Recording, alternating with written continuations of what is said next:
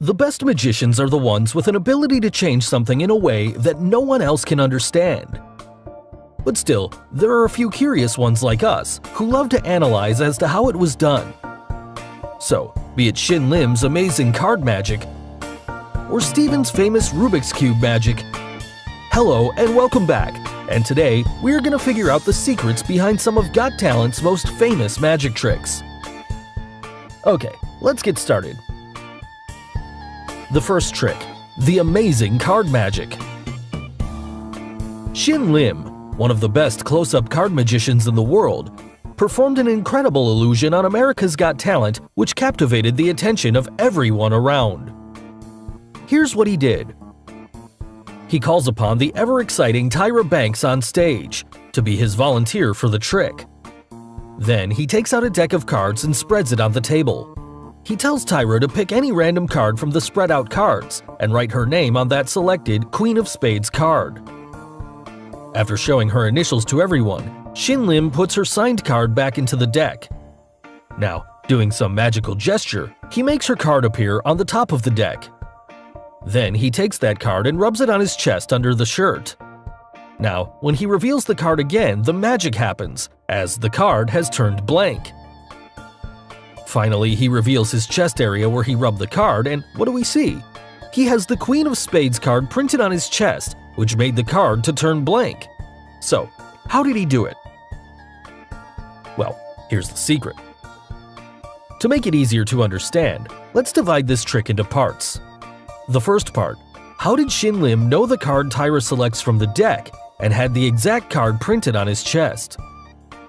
Well, he forced the card he wanted onto Tyra, using a famous technique known as forcing a card.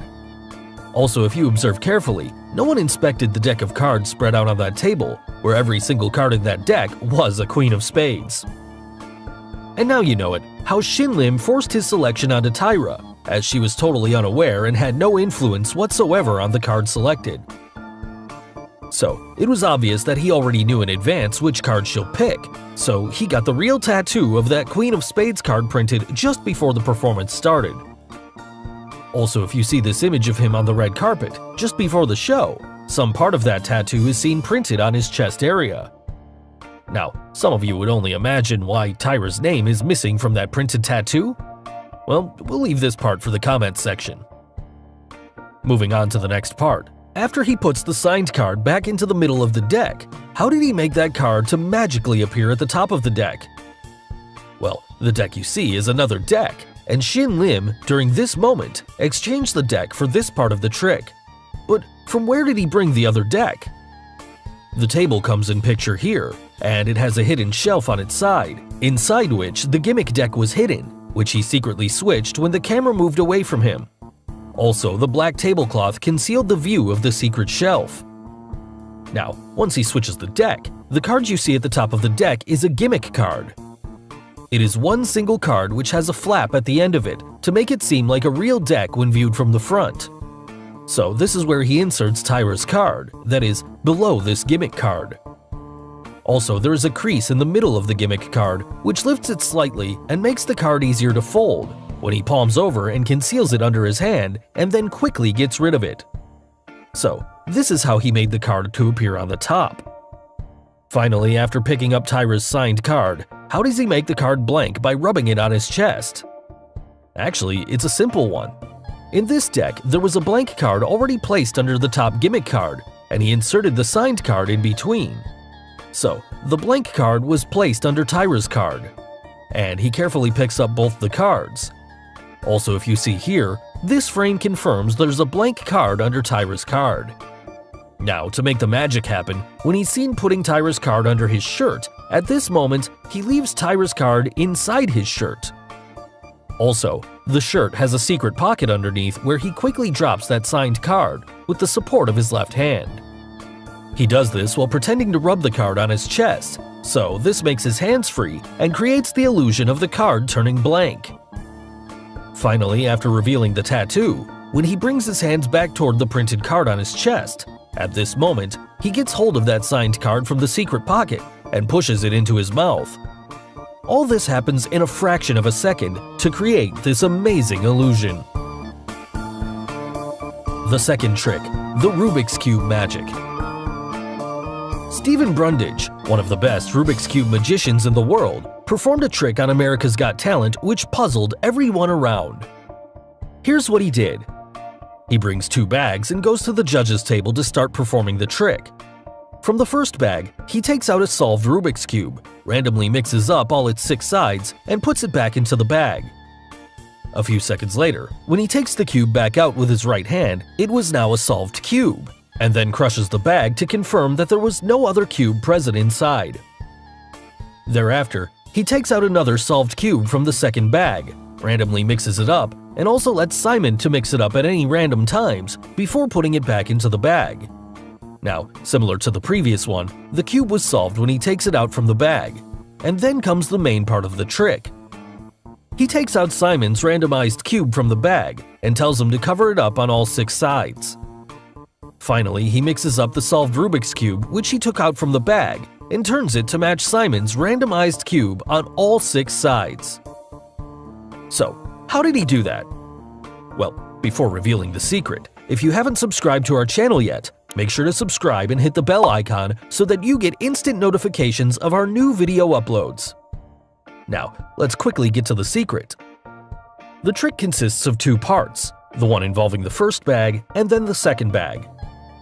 If you observe closely, after taking out the solved cube from the first bag, he rotates it 6 or 7 times before putting it back in the bag.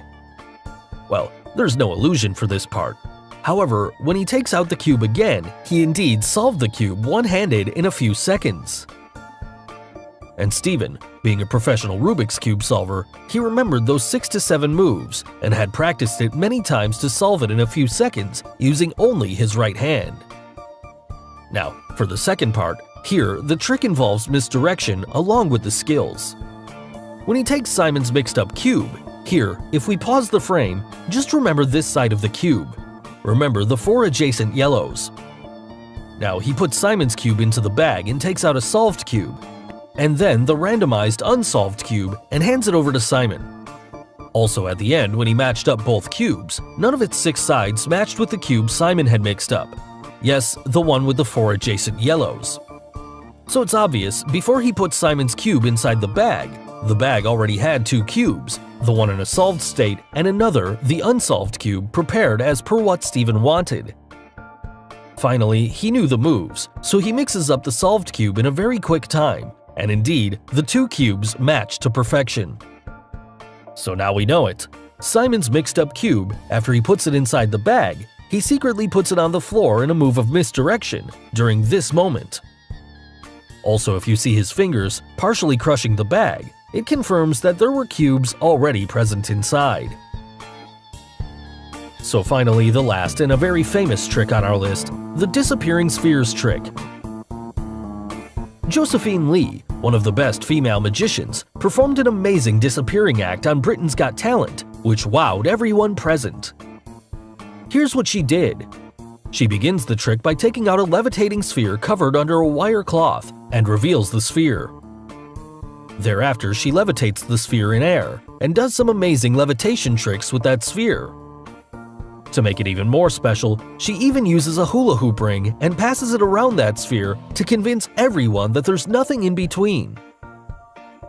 Then she levitates the sphere to an even greater height and magically drops it in the box placed on stage. The sphere is now in the center of the box. Thereafter, she takes out a white cloth, spreads out the cloth, and what do we see? The sphere disappears and is now underneath the cloth, which magically floats in air, resembling a ghost. Similarly, she levitates another cloth in air with a sphere hidden underneath. After opening the door, the sphere again appears, but this time around, after levitating the cloth in air, she goes inside the box and closes the door. Finally, the box opens, the levitation stops, and she ends the trick with a unique disappearing illusion that saw her apparently teleport through the box onto the stage. So, how did she do it? Well, this trick has 2 key scenarios. First, the mysterious levitating spheres, and second, the teleportation part. Now, for the first part, everything that floated in this act were supported by invisible strings and were already attached to each side of the spheres before she enters the stage. The strings were connected through the box in such a way that the right end of the strings passed through the top of the opened box, while its left end went through the hole in the right side of the box. And the trick started with the string attached to both sides of that balloon. But still, who controlled their movement? Well, there were two assistants hidden on each side of the stage who controlled the movement of the strings. And now you must have got it. Everything you saw levitating in air were controlled by the assistants and were responsible for the amount of tension and slackness applied to those strings and kept the spheres from dropping.